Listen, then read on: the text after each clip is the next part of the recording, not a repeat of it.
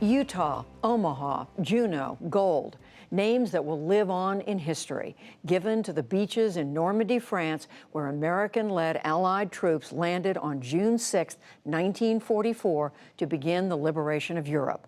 Of the 16 million Americans who served during World War II, an estimated 500,000 remain alive. Only a few have returned on the 75th anniversary of D-Day, and it may be the last time that a large group of veterans of that era epic battle will gather. Special correspondent Malcolm Brabant spoke with a group of them in Normandy. At a chateau in Normandy, the soundtrack of the greatest generation, here to remember the defining moment of their lives and of World War II. He had the boogie style that no one else could play. He was a tough man at his craft. But then his number came up and he was gonna be trapped. He's in the army now, a blowing reveille. He's the boogie woogie bugle boy that's Harmony Beach. Artilleryman Pete Shaw landed at Utah Beach. Thus began nearly 300 days of combat, which earned him 4 Bronze Stars. I wanted to come back at the 50th anniversary, but my wife was diagnosed with cancer, so I didn't come. But I wanted to come so bad. That's why I never turned down this opportunity to come for the 75th.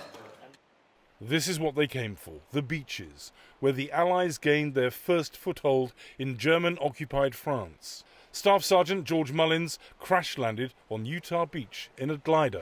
What's it like to be back? Real good. At the Omaha Beach Memorial, German soldiers surprised Ranger Roy Hurek by thanking him for liberating them from Hitler's Nazi regime. Well, you don't want to hear about my story of Germany. I think it's a good story because you freed us. How far was it tied out when you came in on June 6th? It was way out. It was way out, yeah. Jerry Deach was in the initial wave on Utah Beach. I almost wanted to say I was too scared to be scared, but I wanted to talk. I says, you know what? I trained for this for 6 months. We had a job to do, and we did it. I didn't have any time to be afraid or anything. This was it. His mission was to blow up obstacles and anti-tank mines while under fire. Another of the great decisive battles of world history has been joined. This is the day for which free people long have waited. This is D-Day. French children paid tribute as the veterans saluted in front of the Omaha Beach Memorial. Polish reenactors were awestruck by the presence of the real deal. Deach, who served in the forebearer of the Navy SEALs, recalls men dying all around him before he was knocked unconscious. He woke up 8 days later in an English hospital. Once I went to Omaha Beach, they had a 75% loss out of 50 people. Utah Beach, we were fortunate. We had a 20% loss.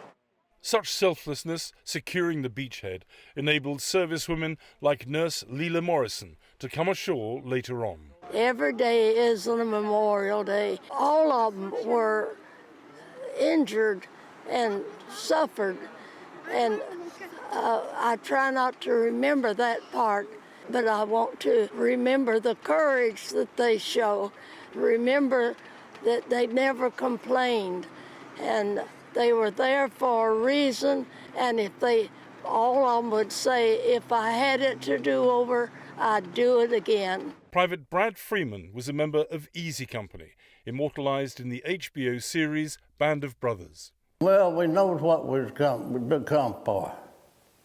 We was ready. We was just all kids. Paratroopers landed in Normandy behind the coastal defenses. We knew whenever we stepped out of that plane, we didn't have a way back. And we better do something if we wanted to live. At the American Cemetery above Omaha Beach lie some of Freeman's brothers in arms. Private Earl Williams from California, Private Donald McMillan from New York. Many were picked off by the Germans after being dropped in the wrong place. George Mullins is now 94 and has just written a book detailing how he fought across Europe was wounded, patched up, carried on, and reached Hitler's Eagle's Nest redoubt in the German Alps. I'm proud of the outfit I represent, 101st Airborne. They're special men to fight with.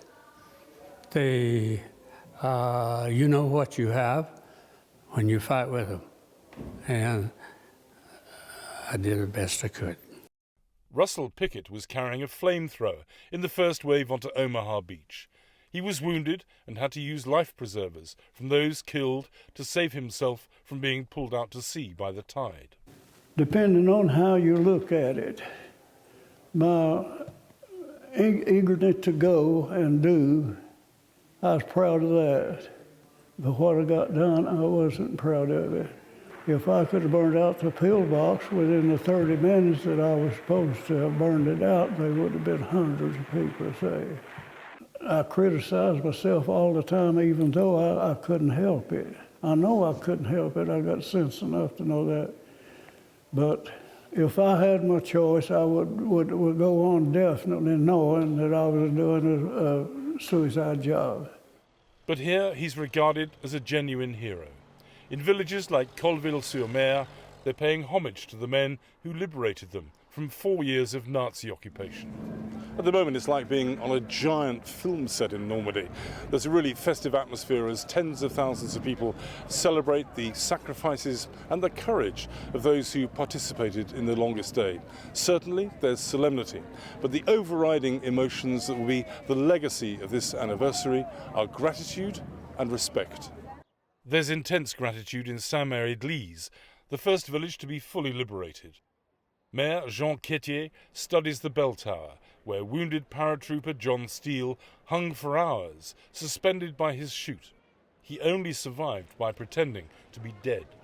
Like many of his comrades, Steele was mistakenly dropped in an area bristling with Germans. Maybe it's the last anniversary with veterans, because they are all men, but it's necessary we remember the story. It is a very expensive price for freedom and democracy. Look at my face. Real close, look at me. Medic Gene Kleindl landed at Utah Beach. This time, he had a different reception. Being treated like a rock star and with pictures and not realizing that all these many, many years, I still can't believe it. Today's American paratroopers are naturally drawn to Saint-Mère-Église. For those following in their footsteps, the greatest generation has a simple message. Just don't let it happen again. That's all advice I've got to the world. Don't let it happen again. Every soldier knew his station. Every man knew just where he was to fit into the gigantic pattern.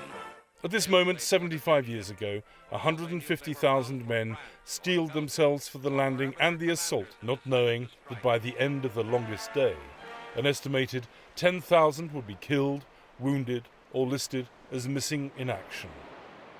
For the PBS NewsHour, I'm Malcolm Brabant at Omaha Beach.